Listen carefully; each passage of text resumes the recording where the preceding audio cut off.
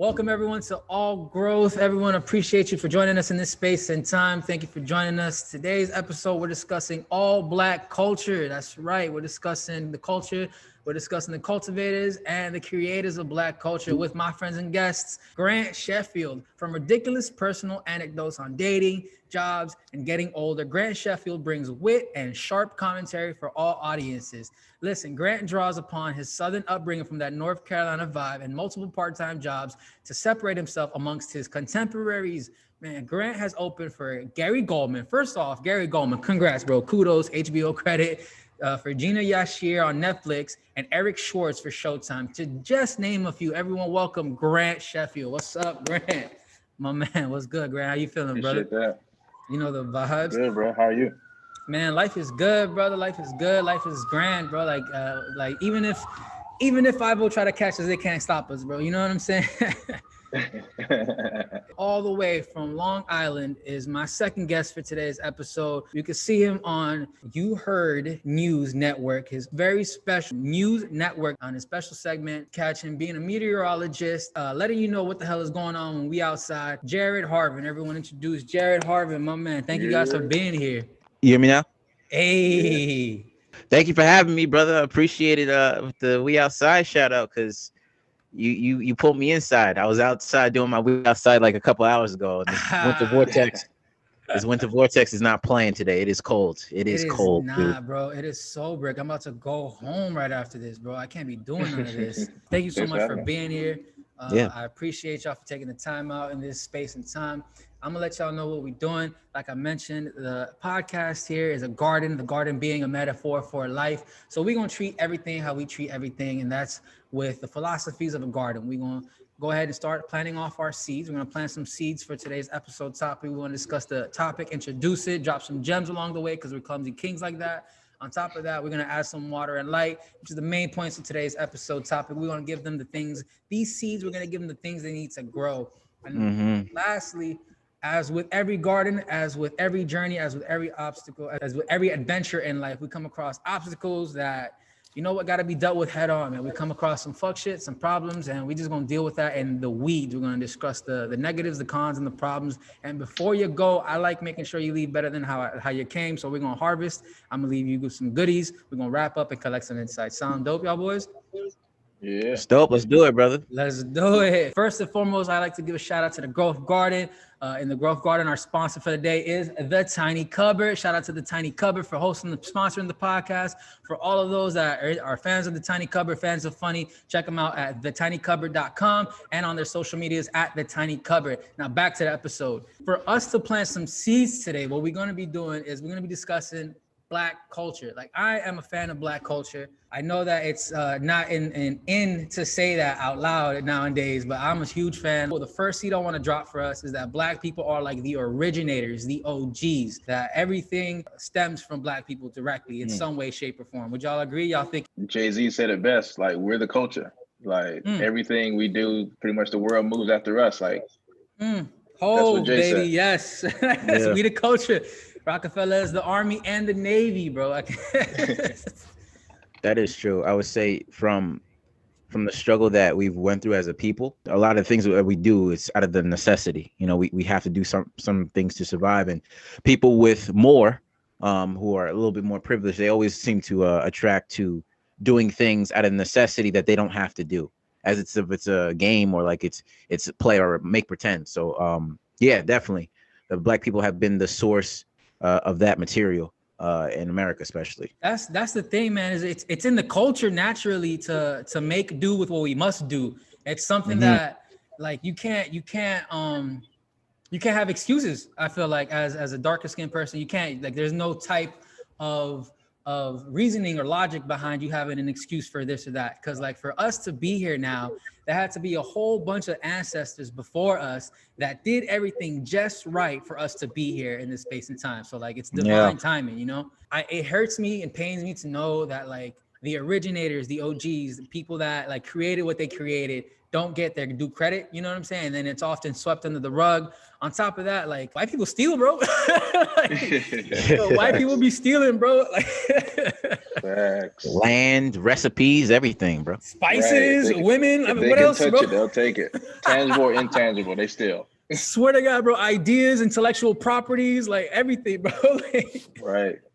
bro, I can't even. Oh my God, like the way I feel about the culture, like American culture is Black culture. There's no other way to examine Absolutely. it, right? Because you know, like what Black people make hot is the new thing. It's like the trendy thing. So there's like a lot of power as a culture, as a collective that Black people hold. I feel like a lot of people don't recognize that or even respect that. How y'all feel about that? Jerry, you go first. I went first the last time. It's all good. Yeah, it goes back to what is the foundation of something? What is at the in a structure? What is at the bottom? And that's been Black people. And when you get down to the very bones of something, the foundation is how it works and how it thrives. And Black people, I've always been that standpoint of where you need these plantations worked, or who are we going to get to do it? Oh, Black people. Oh, we need our music business to thrive, and we need our media to thrive, and we need these new perspectives to bring to Hollywood. Who are we going to result to? Black people. So it's always we're always at the bottom, yet people are always dipping down to try to get some inspiration out of us or get some work. So yeah, you may not want to give Black people credit because they may not be the ones disseminating whatever the work is, but as far as generating, it's definitely Black people. Hell yeah. Go ahead, I think Grant. like I definitely agree with everything Jared said. Because the thing is, like, the whole idea of like dipping down, you think about like all the things that were already hot in Black culture that became mainstream that Black people probably had for 10, 15, 20 years. We're like, okay, I guess this is something the world can have, but we've been doing this for decades. So like, you think about like any movie or TV show you watch, you'll see like certain types of jokes. You're like, oh, you got this from like a 90s Black show. But now they repurpose it in this show. I'm gonna be straight up, bro. It's a lot of comics out here. It's a lot of white comics specifically. I can't be naming names, but it's a lot of white comics out here pretending to be Def Jam comics. Like, it's too real, bro. That's facts. Yo, Jared, what you said about that foundation, man, that is actually touching on the next seed that I wanted to plant for us today. Is like, Black people are the foundation. Black culture is the foundation of American culture.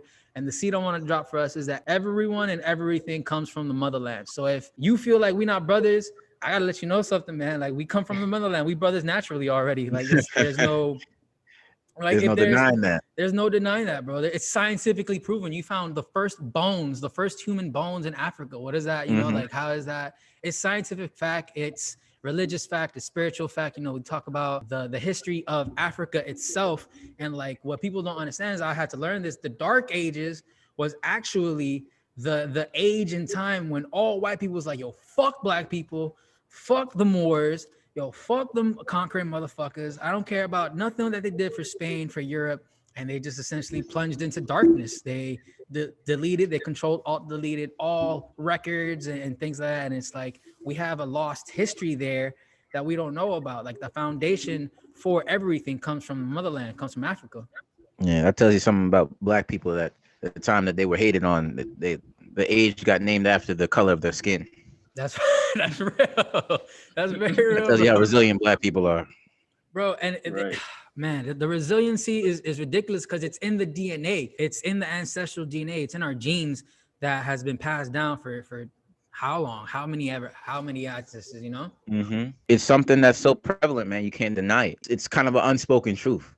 Essentially, like, we walk this earth knowing some things and we don't necessarily say it, but like, that's one thing that, especially everything that's going on around with Black Lives Matter, and like when people have like 23andMe's, they can see all that. It's right there. The proof is in the pudding. It's just a matter of whether you're going to accept it or not, you know? That's real. Yeah, I think to that point, it's like, you think about like just how like Black people carry themselves like in the world. Like, even when things are done to Black people, we have like this feeling that we know how great we are, regardless of the way we're being treated. So Black men, especially Black women, just have like this aura around them where at all times you know they're in control because they know their history. And when you know your history, no one can take that away from you. That's true. That's straight up, bro. That's what they don't want us to do, bro. Frederick Douglass said it himself. Like, if you educate a person, if you get them to be able to read or write, then you get to have them learn their history. It's over for people. There is no way you can oppress an educated person. And so, yeah, man, like, the fact is that as a society, we've been oppressed to the point where we don't even recognize like the lineage. We don't even recognize the history of the earth as the big geology nerd that I am. We talking about Pangea here, Mesopotamia, you know, like that was all one at one point. And you can't tell me that people like had boats and jet skis that they can go from one point to the other. It was all one land. You had to walk on it. You had to come across different people. Hell yeah, different people in different shades, whether they be as dark or as light, as whatever color you might think of. You had to like interact with one another. Now it's like I feel like if you had the choice, you don't really have to interact with anyone you don't want to interact with. That includes like specific races of people. Now is a perfect time to segue over into water and light. With water and light, we're talking about the main points here I want to discuss and given the things that we need to grow to these seeds. First piece of info, man, the first nugget is like whatever you like and love. I wholeheartedly stand by this, but I believe was invented by a Black person. Like everything and anything you love and like, it was most probably, like I'm willing to bet, invented by or assisted by a Black person. Because y'all have you ever heard about the story behind Jack Daniels? No, actually. Bro. What's the story? Bro, the story behind Jack Daniels is like the guy, right? He's the CEO, the owner, the founder of this whiskey, right? This bourbon in Kentucky. The thing with that was it wasn't him. It was his slave back in the day. I gotta actually look this up for his slave name, but there's a whole article about it called The Untold Truth of the Inventor of the Jack Daniels Recipe. And the slave's name was Nearest Green. I just seen that, Nearest Green. So he learned, the slave Nearest Green, he learned how to distill whiskey and bourbon, right? They taught him how to do it. And then he finessed with having all the distilleries and stuff like that. He finessed a good whiskey and they was like, yeah, we're gonna take that shit. Bro, white people steal, bro. Right. Literally, it's like, and that's all intellectual property. Hell yeah. And that's just one example in a bunch of examples, bro, in a long list of examples in this country. There's so many more. For example, like George Washington Carver, bro, this man hooked the peanut up, bro. Like shout out to him, bro. I swear. Like we try to we glance over it in like high school and middle school and in public school, like, oh, this guy just had a love for nuts. But nah, but like I feel like he changed the game, bro, because once you make one nut butter, everyone was like, hold up, you can make all the nut butters. You got almond butter, cashew butter now. All those butters are sold in Whole Foods, which are only white people shop at. Oh, white people station, bro. You see, man. Like, but you know, it's interesting that you talk about the like taking something from the source, you know, and not giving credit to it, because that's something that's prevalent, especially within the music business. There's no secret that people of color are the ones that produce the content that people listen to. They want to hear their stories, their anger, their sadness, you know. And that was prevalent back in the 50s. You had brothers like Sam Cooke and bro, speak on Sam Cooke, bro. They took this man, they killed him twice, bro. That whole documentary, they killed his. That was a dope documentary. I was watching it, but you know, it's a little iffy how he died, but he was a little. It was I know it's definitely there was some gray areas in that investigation report of the LAPD, but this man was becoming a cultural powerhouse, not only rising to the station of music, but of self-sufficiency, self-reliance. Self-reliance and having Black people come together just to let them know that you can do it. If you have this much talent, you got all the eyes on you. They're coming to you for your own music. So, you know, build it up, similar to what Tyler Perry did buying that own studio. But there were plenty of songs that he wrote, especially like Little Richard too. He would write songs, you know, and they would get sold off to other white groups. That was something that was a part of the storyline in Ma Rainey's Black Bottom, which is a movie on Netflix. Yeah, that was great. Chadwick Boseman's last performance, rest his soul. But yeah, that was very prevalent back then, where Black artists would write songs, and then these white producers or white label owners, they would take them and have their own white people, like the Beach Boys or whoever, sing those songs, man. So it's a matter of not only taking, but also delineating any credit and pushing that to the side. That's the real punch in the gut. Yeah, I think it's like really interesting. You think about like they always like Elvis is always the like person who I think about who like stole likeness from a Black person. Elvis, like, bro, oh my God, like just stole and like made a whole career. There are Elvis impersonators all over the world, but like there's not an impersonation of the Black person who actually inspired him all over the world. Rock, none of that, bro. It still happens today because, like, you're not going to deny Black people are they offer something that is so exciting that you can't help but attract to it. At the end of the day, just give us the credit. Like if we subconsciously knows where it's coming from, just give us that credit. Like it's gotten better with like I know when he committed suicide, Kurt Cobain had writings thanking many black artists for like their inspiration, or even Justin Timberlake giving credit to like black artists like Charlie Wilson and stuff like that. But that's all you had to do. And from as the white community, as they did what they did, if you just gave credit, wrote a brother's name on the song, and yeah, that's who wrote this. Yeah. That's all that black people wanted. I mean, to use the same bathroom as you probably back then, but just give the credit, dude. That's what you got to do. Yeah, I think that they need to I think what needs to happen is like give black people their flowers while they're living and while you're at like the height of whatever your fame is. So Justin Timberlake, he could have been giving these shout outs to these black artists while he was putting out Cry Me a River and all those type of songs. Nope. Like with a black producer like Timbaland and Pharrell, yeah. Right. Meanwhile, they get the crumbs. Like black people get the crumbs, and they got like the whole pie. It's just like, yo, what's the story here? Listen, man. With JT, I'm not a fan of Justin Timberlake. Off of the Free Britney shit, off of Janet Jackson shit, off of just everything. Because like I feel like Pharrell and Timbaland done carry that man into a different stratosphere, into carried his career into new heights. But that's absolutely. And like that's the thing that ends up happening is that you got these biters, these sound biters that you try to like copy the flow, copy and paste it just like Elvis. Like Justin Timberlake is just the 2020 Elvis Presley. You know what I'm saying? Like there's no way that you can like be like, oh, this person is the originator of that sound. Like they're trace back all the way back, and you'll find boom, Africa. Like if you look at drums itself, just rhythm, just having rhythm, that's a natural. I have very little rhythm. RIDDIM. I have very little rhythm, but in terms of I can cultivate. In terms of rhythm, like it's in the motherland, bro. It's in the music. It's in the vibe.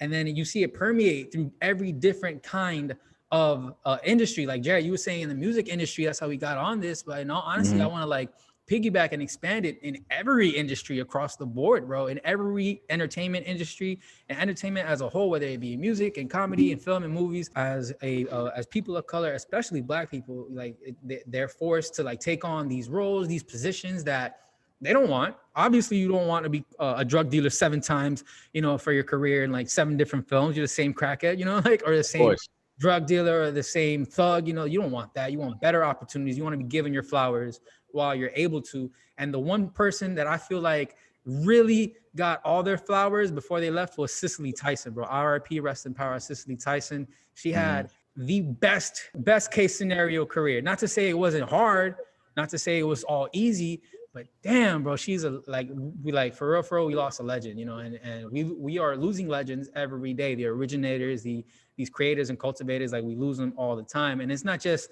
like their presence, it's not just who they are, but their collective works of bodies. Because once Sam Cooke was done, once Fred Hampton was offed by the FBI, then all of a sudden you can come in and white people could come in and switch the narrative and switch things up. Like, oh, this, that, whatever lies they want to spout and whatever drugs they want to plant on us, like that's not the way of, at least for me. Yeah, I think something like really interesting. Like you brought up the thing about like Cicely Tyson, like everybody knows, like she was an amazing actress, and kind of to that point about taking the roles that are given to you. Like I love that Tyler Perry's like shifting that narrative where like now he has his own studio, he can employ the people he wants to employ. So hopefully you're not having to take those like unsavory characters where you have to be like a thug every single movie. Like you can't show your range a lot of times for black actors until 10 years in, because you think about Idris Elba. He was in This Christmas in like 06. Or that was like years and years ago. Like that's the problem. It's 2021, and now he's like jumping. Like that was now he's James Bond and shit. He was trying to be James Bond, and like you have to eat mad shit. You have to eat mad shit as a person of color, especially a black person, to be able to get just the thought of you being a James Bond. How much more can we take of this in the industry and society as a whole? And being a black man is hard in America because you can't even play what people think you are. You have to have some Brit come over the pond and pretend like they're from Chicago, talking about what you doing over here, mate. Like what? No, that's not right. This brother got popular off The Wire. Now he's in the Jungle Book and whatnot. Like, come on, dude. Like that's my role. That's my role. And then on top of that, it's like somebody will come in that doesn't know the culture. So a white person will come in that just doesn't know what's up and be like, oh, can you act a little more like thuggish or whatever? Can you like make it, can you make this a little more gritty or whatever the hell? It's like, you're not from you don't know what this real shit is. Like, you're wanting me to play act, but like real gangsters, real thugs or whatever, like real black people. Know about. Exactly. Yeah, it's you'll like, go to, I've been to like if you go to like casting auditions or whatever, and you're playing like whatever type of character, they always ask you, especially if you're black or a person of color, to, I don't know, they kind of like want to dehumanize you a little bit. It all the like. time. It's not even you kind do of something that you would never ever do. Like they want you to like be hunched over, make your shoulders broad. Like, yo, I don't even sit or stand like this at home. Why would I do this on screen and people are going to see this? It's ridiculous. Yo, like, it's so wild for someone to be like, yeah, I think the character should be sitting more black. What the fuck does that mean, bro? What the fuck? Sitting more black? Should I sit with my Glock in my lap? Like, that's crazy, bro. It's just wild shit. And like, I, as a Latin person, like, I've experienced like a bit of it, you know, like microaggressions and shit in this culture, but I feel like it's nothing in comparison to the overall impact as a society that it's had on just like laser beamed and missiled into black folk. You know, it's not it does shit to you, bro. It does shit to your psyche. Yeah, that thing you're saying like about those microaggressions. I'm sure, Jared, you deal with this a lot where you live. I know for me, in jobs I work, definitely got hit up by a lot of microaggressions where people would try to give me like the most hood name or something. I'm like, my name is Grant. That's the most white name around. How do you call me Jamal or Antoine? Like, my name is Grant. That's a very brother's name. Literally named after a president, and you want to call him like, Jamal. Grant, what's the blackest name someone's mistaken you for? I definitely have gotten like Antoine, maybe like a Deshaun one time, something like that. I'm like, yo. Now you're playing the guessing game, bro. As any of that. Jared? Bro, when people hear my name, Jared, obviously, you know, that's known for two things, either a wedding ring or child pedophilia and stuff like that. And but most recently, all the Jareds that are popular, you know, are white. You know, Subway, Jared Leto played Joker. So when people hear my name, they spell it completely wrong. So I'll be like, "Oh, my name's Jared." Oh, Gerard? No, I just spelled Jared. Or they'll be spelling my name and they add mad T's to it, like Jared. Like, yo, where did all these T's come from, dude? It's just Jared, J-A and the color red. That's it. Oh, so it's not Jaron. And then you try to break it down so simple. Next thing you know, they have J-A' red. Like, what the fuck? Like, why is there a sky comma in my fucking name? What the fuck? Exactly, dude. It's just like, don't make it out to what you think I am. Just believe me when I tell you this is what I am. You know, take what's presented to you.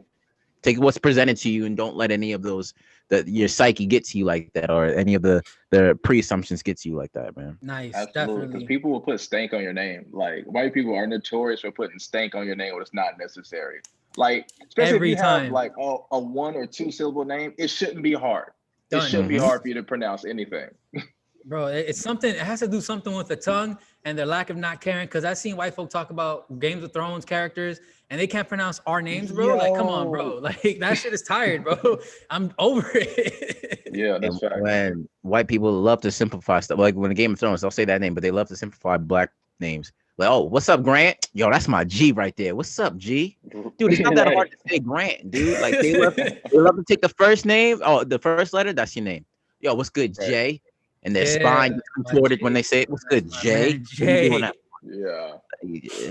It's so like, man, we can go on forever. I just wanted to add some more water and light. So since we're discussing black culture and the creators and cultivators, I'd like to turn it over to both of y'all and ask, where do you feel you're a creator and a cultivator in your craft and your life? Jerry, you want to kick it off?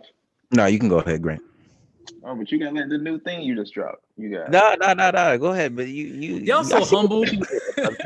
Come on now, you got those AirPods on. Don't try to trick me into thinking you're not a cultivator. Okay. Come on now. Okay, these are like 2 years old. Come on. But anyway, I think it's a small stunt. You know, I think for me, like, I just try to, like, when I'm writing jokes or like trying to write a script or like creating any type of online content, I'm trying to write it from like a place of like, all right, this is something that is like relative to me, but also it also incorporates my culture as well, right?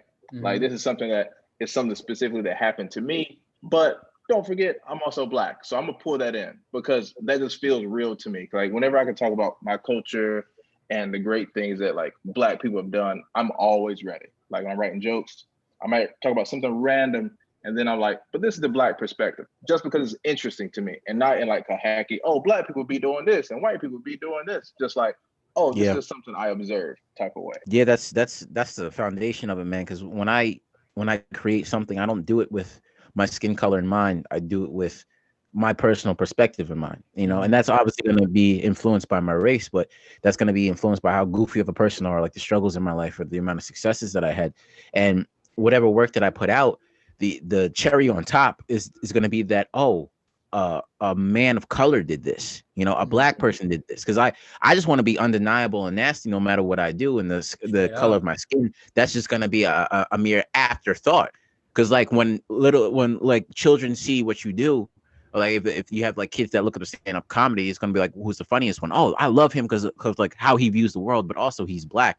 So when I create something, man, I just do it from my own perspective, and then have the color of my skin just be another reason why like people could look up to me and be a role model. Because especially being from Long Island, man, I'm really sick of having that stereotype of what Long Island is, or like, you know, the bagels and the beaches and, you know, the Jeeps. It is that, but that's not my Long.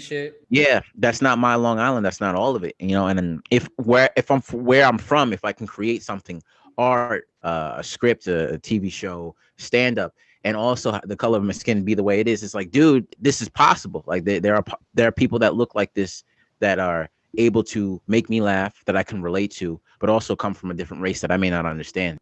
I just do me, essentially. That's what it's about. As you should. You got to do you, man. As creators and cultivators, I feel like there's so much intention behind the work. There's so much intentionality behind the process. Like perfect examples would be Beyonce and Solange. They're the best, for me personally, the best creators and cultivators. Every project they do is so well thought out. Like people definitely give Beyonce her credit, but Solange definitely, I feel like, deserves her credit, because even though like her essence is have a free spirit, do what you want every day, every time, live life with no intention. That's an intention already.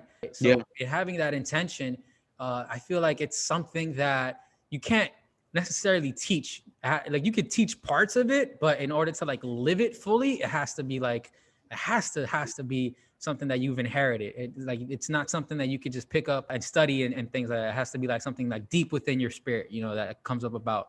And that I feel like in our creation and in our cultivation, it's the ancestors coming out. When like you get that shiver down your spine of like a good go at like a joke or something that you've created, or something you put out, there's that recognition of like, yo, this is some good shit coming from the people that struggled before me, whether that be like your direct ancestors, like your parents, your grandparents, or further down the lineage. That's the beautiful thing, man. When you're at a certain position, you know, your perspective is skewed. You know, if you're at the bottom, the only way that you can look is up. And I think that's an important aspect of why Black people are such great comedians, because, you know, it's like a seesaw. And if you're down this way, you can only look up that way, and you're picking up every little bit of information as you walk up that ladder of society. So like to have that all-encompassing perspective is good, because you can make a lot of people laugh, but like it's just nonstop knowledge and wisdom and jokes that you can write about, that you're picking up on life, and you have experience, which is a underrated part of comedy, you know. Super underrated. Definitely. Thank y'all for that. I'm switching gears now. We're going to be talking about the negatives and the cons and the problems that come about in trying to celebrate Black culture as much as possible in this Black History Month. This is the weeds. There are so many problems in Black culture. Like not like in Black culture. Well, yeah, in Black culture, which I can't speak on because I'm not a part of it. Like there are also problems that affect Black culture that are like targeted at Black culture. First and foremost, cultural appropriation. Cultural appropriation of Black culture, dog, like at every level is disgusting. Yeah, I would agree. I think for me, like not always, but kind of always, there's going to be something that's like you're going to see online or on TV. You're like, here we go again, like legit. Like I'll see something on TV, or it might be like somebody's Twitter post, and I'm like, yo, people do like. Sometimes I'm like, maybe they're just too ignorant to know what they're doing. Then I'm like, no, I think they know what they're doing. They just know they can get away with it. So like that's definitely bothering. Like when people can get away Yeah, it's like a high crime where you know what the F you're doing. You know what always irked me is that, see, I was a theater major in college, and a lot of those kids, super PC, super woke, if you would say. A lot of them of the LGBTQIA community, a lot of the dialogue would be a lot of Black dialogue. And it's like, oh, yes, queen, or like, here's the tea, sis, and stuff like that. And in my head, I'm like, yo, you are a 20-something-year-old from Hicksville or like the middle of Long Island. What do you know about that? Like, yes, you're queen, only slay, like exactly. You don't know where that's coming from. Exactly, like that. Even that's a little iffy. But like, you don't know where that's coming from, and you think, don't get me wrong, everyone does what they want, and like if something has value to it, if something's funny or like cool to do, they're gonna do it. Obviously, that's why I don't fault a lot of people for like being attracted to Black culture, because that is the cool thing to do. I'll give you credit on that. But like when you try to overcompensate for something like that and you consistently do it, it's like, dude, you don't know the roots of this, and you're saying it just because it seems cool. But when you overtly do it and over and over again, it's just like, yo, it's intentional. Relax. It's intentional, and don't think all the activism that you're doing, posting on your Instagram, talking about, oh, did you know there are 9,000 African girls missing today, just in Georgia alone, or something like that. Don't think that makes up for it. There's certain things that you do because it's cool, and other things you do because you're trying to make it a part of your own identity, and you're trying to make up for something that's missing inside you. And that's what really pisses me off. It's just like, don't sit here and antagonize me for being me as a Black man, but then you do those same things, and in your space it's cool because you have a missing part of your heart that you haven't really found out yet, and that's like a big negative to me. It's just like, when I see that, it pisses me off, and it's just like, oh, if I were to do that, it's a totally different story, but you can do that because your dad didn't respond to you when you were crying in your crib or something like that. It's just it's a little aggravating. I agree with all of that, obviously. I think for me, I've seen like like a lot of double standards, right? I think you were kind of like alluding to that. Like, you might be at your job and you have like your white coworker you talk to, whatever, and like they get away with like murder, and you get pulled aside for the smallest thing. Actual murder. Like legit, always. Like one of my homies at work, he was like wearing a hoodie one day, just because it was like cold or whatever. We're supposed to like wear dress shirts and dress pants or whatever. He had on like a hoodie just to go up to like the office, right?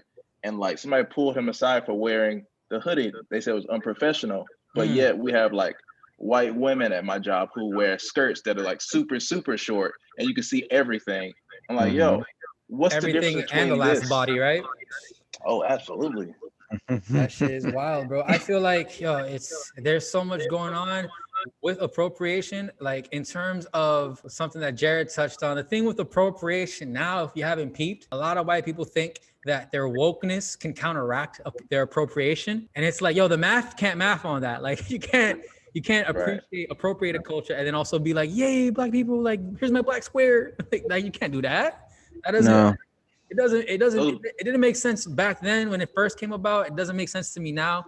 Like, people will like try to weaponize their wokeness against Black people, against the people that like get microaggressed the most. And it's like you don't know what you're doing. You obviously don't know what you're trying to get a that thing with the like the Instagram black squares, when that came out, like I don't think I was on Instagram that whole day on purpose, because I was like, yo, these white people are about to be wild. Because like we all have our friends on Instagram who like they're gonna go with whatever trend is on Instagram. And as soon as I saw some of them popping in, putting these black squares, I'm like, I've never seen you take a picture with a Black person on your Instagram feed ever. Now you're for Black people because it's June and people are getting killed in the street. No, nigga, we're not playing this game. He said, how do you know 4 Black people all of a sudden? It's so that's crazy to me. Man. That's not only a product of like a little bit of a social insecurity and racial ignorance, but also people trying to be on the in crowd at all times. I was playing Call of Duty, and as I killed a dude, as I killed a Black character, all of a sudden I see Black Lives Matter. Just know Call of Duty stands with you. I'm like, I just killed him. I just killed the dark. Wait, brother. That's in Call of Duty, bro? Yeah, I literally threw a grenade in the room. I killed the brother. He was dark. He was laying there on the ground. All I see is Black Lives Matter. I said, no, it doesn't, because I got 200 points. So don't try to tell me Black Lives Matter. But like a lot of these companies, Nike was talking about Colin Kaepernick. Oh, Black Lives Matter. But they were the first building that was boarded up in the city when that the Trump and Biden stuff was going down, man. So like you just gotta watch for the snakes in the grass, man, because it's a treacherous game, and it is double standard, a level of scrutiny that we have to live under, and that's why we hold ourselves to a higher standard. Hell yeah, as you must, bro. Wait until you find out how many points you get for killing a white Call of Duty player, bro. Probably PS5 away or something like that. Like a raffle and shit. There are snakes in the grass, and I feel like the biggest weed in the grass, the biggest snake in the grass is like that. The fact that as a majority, as a society, yes, I'm speaking on like society in general, but then also the Black population, we don't know history. And it's not our fault. It's more so we understand that the people that are in power, the powers that be, the people that hold, that are gatekeeping, they've how would I want to say it? Like, they've made sure that we've distanced ourselves from as much African knowledge, from as much wisdom from the motherland as possible. That's like, we're talking about religion, we're talking about spirituality, like we're shitting on Black history as much as possible, African history as much as possible. We got to understand, like, Black history is American history. That's something that you can't like disconnect the two. It's literally embedded in the creation of this country. That is true. I mean, you wouldn't guess that. Go ahead, Grant, my bad. Oh, I was just gonna say, like, something's kind of interesting is like, you think about when you are in any history class, Black people are always a paragraph. It's slavery, Martin Luther King, Obama. Those are the three sentences in that order. Yeah. And some states don't even talk about slavery. Some of them talk about like indentured servitude. I'm like, bro, that's not it. That's not what it was. Well, we not gonna do. Right. We weren't exchanging goods and services for change. Like, this isn't a barter system. What the fuck? Right. So no, man. Some of these classes in these high schools is Black history is literally 2 sentences and a snippet of Black Panther, and that's it. Right. What's interesting is some white figures get more credit than they should. Abraham Lincoln was in high school, that he was the man. He was the GOAT president. Abraham Lincoln, they freed the slaves. Abraham Lincoln, this, and that. And in my head, I said, if Abraham Lincoln was the man, then why would they put the brother on the worst form of currency that's known to the United States? I gave a penny to a homeless person. They said, "What the fuck is this?" And they threw it down the street.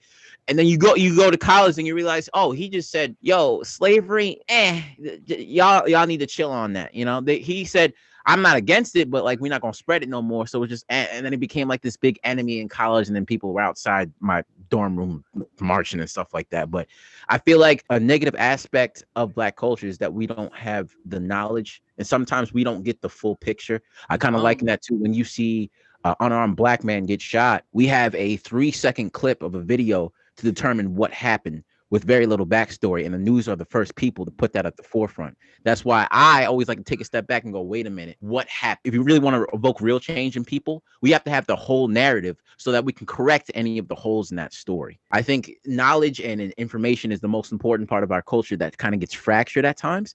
And that's what we need to sit down and just like be on the same page about, because when you have these assumptions and when you let certain emotions get taken advantage of, like the anger of like, oh, they shot another one, let's sit back. Let's really get the whole picture before we make this assumption, so we can move forward accordingly. So that's the thing that we need to really work on. That's real. All of that. Definitely. The last weed I have for us today is knowing that Black people are the culture. They're the cultivators and the creators. We don't give credit where it's due. We just don't. And we spoke about it a little earlier. In terms of giving credit where it's due, in my philosophy, I'm talking about reparations. I'm talking about giving actual credit to an entire population of people, like actual equity. You know what I'm saying? We're talking about, where the fuck is the 40 acres and the mule? Where is, our inheritances? For all we know, your ancestors could have built this great land, with their own hands, and yet you have nothing to show for it, right? Yeah. People have taken that from you. People have taken the knowledge of who your ancestors were. People have taken their contributions to this country, and there is no credit being given where it's due, from like a whole, and we're talking about like governmental level, we're talking about political level, like there is no accreditation for the contributions provided by an entire race of people. Yeah, I was gonna say, like, the thing that has been like kind of interesting at least for me, I think about like just when I travel around like the city or outside of the city, like different states, and like I'll notice there are like food deserts in so many neighborhoods where Black and brown people aren't even close to like healthy food. And that's like Yep. number one. Like a community can't reproduce if they're not there. Like if you can't eat healthy food, do things like that, you will never be healthy. If you see like a McDonald's on every single corner, it's like, oh, you're trying to poison these people. Right like next if there's to a a McDonald's on Starbucks, every corner, right absolutely. right next to a Taco Bell, KFC, Pizza Hut combo. It's like, yo, like the game is rigged. And it's very frustrating because like I know I live in like a nicer neighborhood, but like I think about like my friends who don't, the people who I know, who I hang out with, I'm like, how can I help bring them up? Like I try to provide all resources I have. Like I got friends who I'll send them message like, hey, this place is hiring, this place is hiring. Just because like you might be in a different situation to me, I want to help out. Like if I know like comedy gigs where I can't make it to a certain place, I'll reach out like, hey, I can't go do the show. Yeah, definitely. Here's a show. Maybe you can make $20. Like we need more of that. What is it for me? You know? Yeah, we need more of that. Definitely on a wider scale. Those food deserts. That's like I feel like the term is food desert, but I heard like someone in LA speak on a food apartheid, and that's what it is essentially. Like, oh, I can go for days about food apartheid because the world's biggest, the nation's biggest food desert is in the Bronx, and then right behind it is certain neighborhoods in Brooklyn. And guess what they all have in common? Black and brown folk. That's like the way they set you up. You mean to tell me in a mile I can hit up like 7 bodegas, but I can't hit up one grocery store for fresh produce? The great thing about it is that even though Black people don't get credit, y'all will make do with what you must do. So there are so many different like Caribbean and African markets, those little one-offs. I love those, bro. Like I'd rather go in there as opposed to a grocery store because I know at least my money's going into the community, keeping it local. And that's the thing is like making do what we must do. Like most of these spots, most of these delis that are run by Caribbean people, that are run by Black people, that are run by African people, they don't even have access to like the main distributors of food. They got to get it how they can, as local as can be. There's so much segregation still that there's like a separation between the regular deli and the regular grocery store getting their food and that same food being delivered to a Caribbean or African market. And it's the scam, bro. It's a scam. Yep. There's so much negative, bro. And the game is set up in a certain way. And I kind of liken it to what I mentioned about the music earlier. You know, take my music, but don't not put my name on it. You're gonna take my music, I'm gonna buy the song, but like put my name on it, give me credit. All right, you can take my land, you can take certain resources from me, but don't try to kill me. Like don't go out of your way to try to suffocate me. And that's what I really think that I don't see that now. I don't see that presently. So when people say change is coming, until I see that the latter half disappear, I don't think it's gonna be really any better. Because if your efforts are still try to put me on a decline, no matter how fast or slow that is, you still have a little animosity towards me. You still have hate. So until we see those communities get better with and the people of color who have businesses get the same amount of respect that white businesses do, those little tidbits, those little pieces of information, until we see that, it's not really going to get better. Something really has to happen. Something's got to give. Something got to give, bro. And another like weed of this is, dude, is like we don't get our reparations. We don't have our financial worth, but we don't have worth in like society point blank. One of the worst things that affects my life still from slavery is like the culture of like white men, white women, Black men, and then Black women. The Black women are always at the dead end. And whenever, this is the big thing, fat white women are into Black men. Like that's the thing. But whenever a white woman is big and doesn't meet the Eurocentric form of what's good for a white woman, white man, or whenever they have a low self-esteem, they automatically go to Black men. And it's like Black men, oh, they're my stepping stool because they're under me, because I learned this. It's not something that I say, but I see it. And you see like toxic white women or white women with low self-esteem, or obviously big white women, they're always with Black men because, oh, he's gonna accept me no matter what. Terrorizing the Black community. Dude, like I see like big white women talk to Black men and they would never talk to white men like that. Like my boy, who he's a fitness trainer, he does 2-finger pull-ups.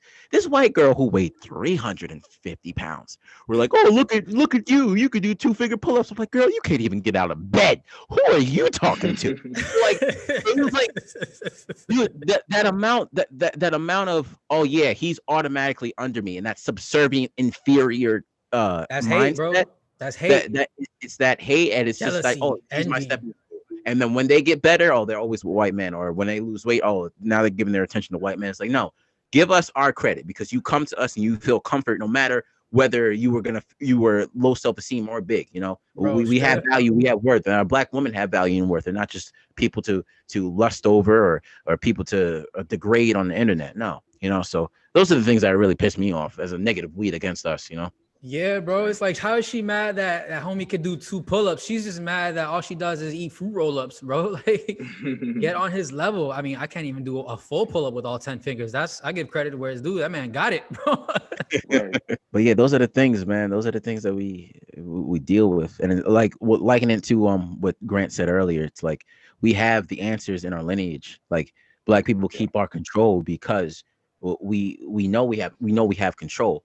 And it's like, we're literally taking a test that we know the answers to because we studied so hard. We had great tutors, but the teacher's always accusing us of cheating. And there's always a constant obstacle that we run into, man. Yeah, absolutely. I don't know, it's crazy. Like, I always been like kind of the mindset, like whenever I can, I always try to help out Black women, because I know they have such a struggle, like having Black mom, Black aunts, Black cousins, all that. I always try to uplift Black women anytime I can, because I know that struggle is real. Yes. The situation is like, Black women get denigrated at work. Black men are typically going to be stereotypically like incarcerated because of something that happened. So like, Black women been having to hold it down forever, which is crazy, because like, they also never got their credit. Like that Rosie the Riveter stuff. Yeah, Black women never got credit for that. That's a dub. We don't even touch on that. Like, Rosie the Riveter is like this symbol of first wave feminism, superiority. Like, yay, women, get on top of it. And then you learn the history, the actual racist history, and it's like, yo, fuck that bitch.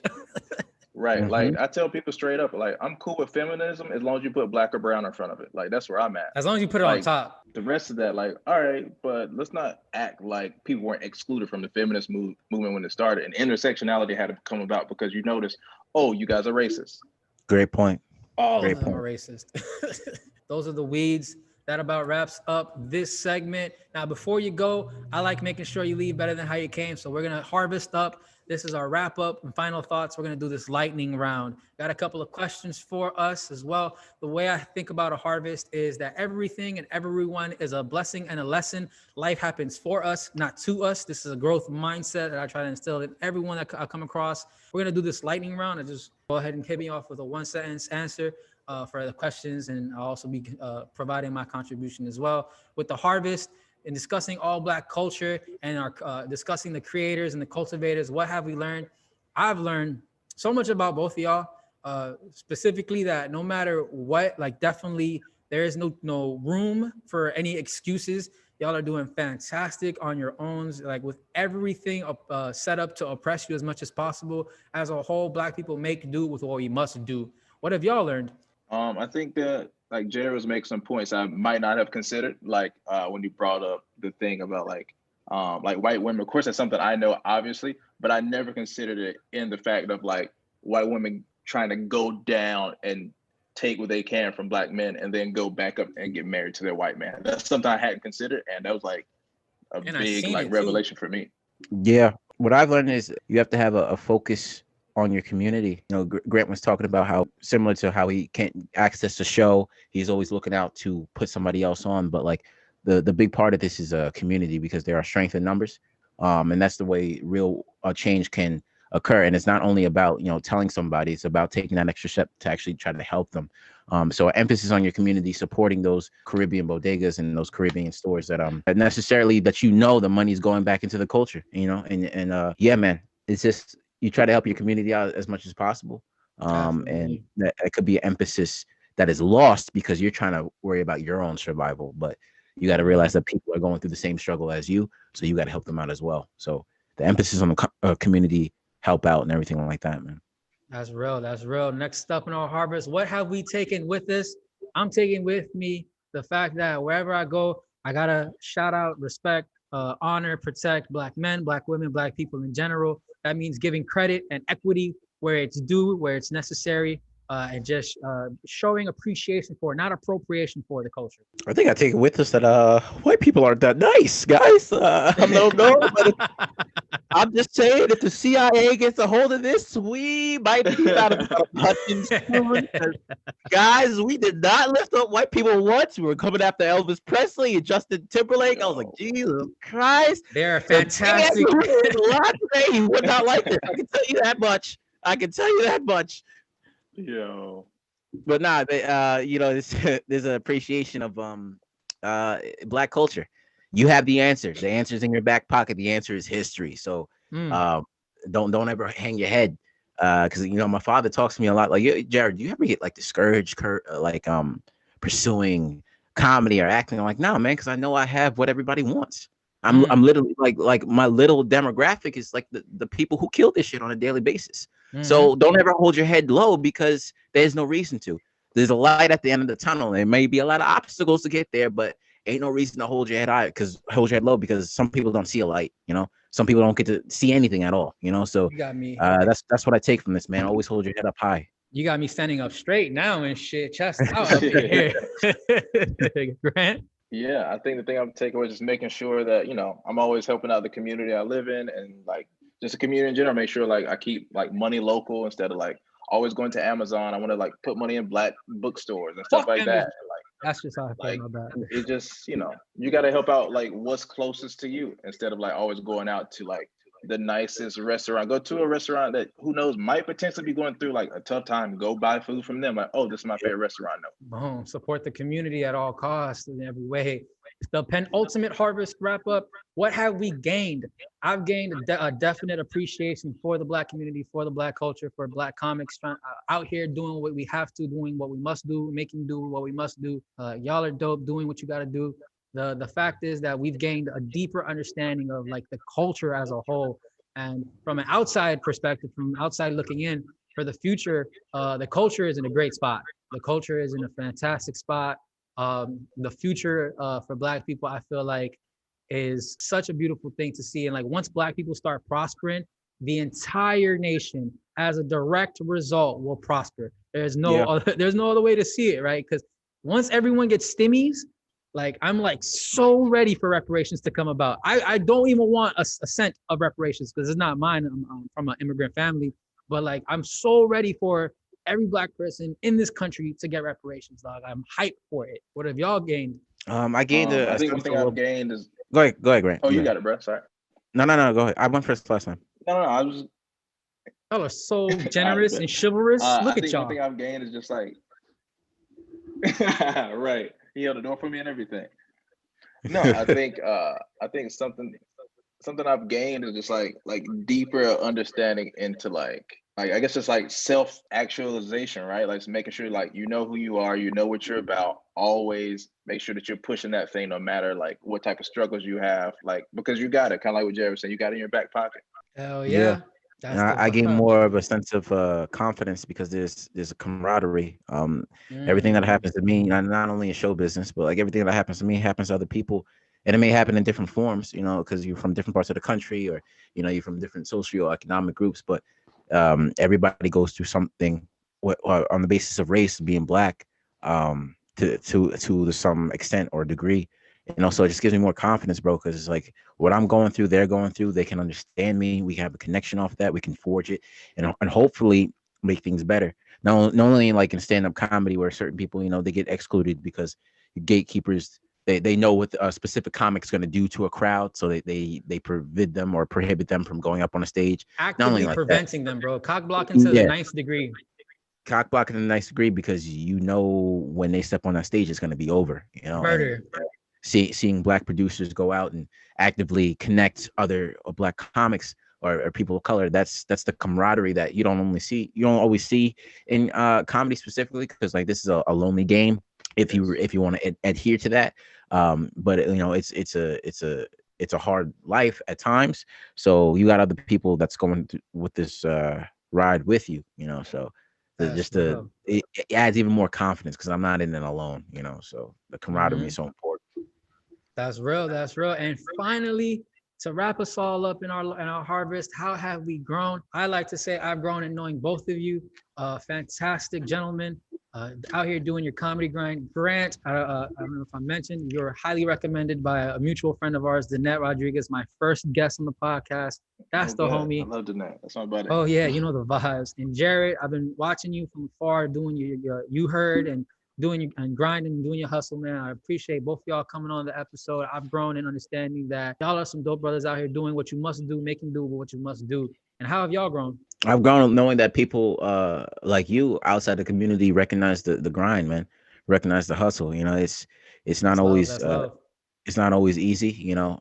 At times you're not always sure that you're making people that look like you proud, because you know they hold back from giving you that light, because that's another negative weed that, you know, when someone shines we give hate. But it's just really refreshing to know that people are recognizing what's going on, and it's not out of any big ego or anything like that. No, I'm doing this for me. I'm doing it for my family so I can be happy, you know. So for that not to be met with negative energy, man, it's really inspiring. And it's just love, you know. It's all love, all growth here at All Growth, bro. Mm-hmm. Grant? Yeah, I think I've grown, like, just thinking about like the conversations we've had, where like it brought new insights to me, where it's something I had maybe loosely considered but hadn't become like cemented. I was like, oh, now this is 100% something I definitely can agree with, and like there are details that I know back this thing up, and that makes me like look at the world through a different lens. Like some of the things that I hear, I was like, oh, okay, this is gonna make me now be like more introspective about like experiences I have and what I might bring to the world and on stage. So that's real. Jerry, you want to add anything? No, that was perfect. Perfect. Mic drop on that. And on that, that's a wrap up. That's the episode, everyone. Yo, special shout out to my guests, Grant Sheffield and Jared Harvin. Jared, Grant, please let them know please let the people know where they can find you. Jared?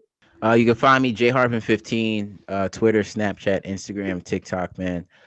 Keep up for the updates. You know, shows are kind of slowly coming back. You know, the weather's gonna get warmer. Cuomo's opening up that restaurants to 50%, so maybe you'll see some indoor shows from me. But yeah, man, it's a movement that we got going on. So appreciate you for having us, man. Thank you. That's the vibe. Grant, where can people get at you? You can find me on Instagram, Snapchat, Twitter, TikTok at Grant Sheffield 1. See me at any indoor, outdoor show, kind of like what Jared was saying. Potentially putting out some content in the next few weeks on my Instagram, so look out for that. Ooh, okay, sneak peek at that. All right. Thank y'all so much for being guests here with us. Thank you so much for you, the audience, the listener, listening, tuning in with us in this space and time. Please remember to subscribe, rate, and review. Follow Jared, follow Grant, follow the podcast, follow the Tiny Cupboard, our sponsor for the episode. Thank y'all for being here. One last final shout out to all of us and the culture. Shout out to the culture. Looking forward to see y'all out here in the grind. In the meantime and in between time, keep growing, keep going, keep going.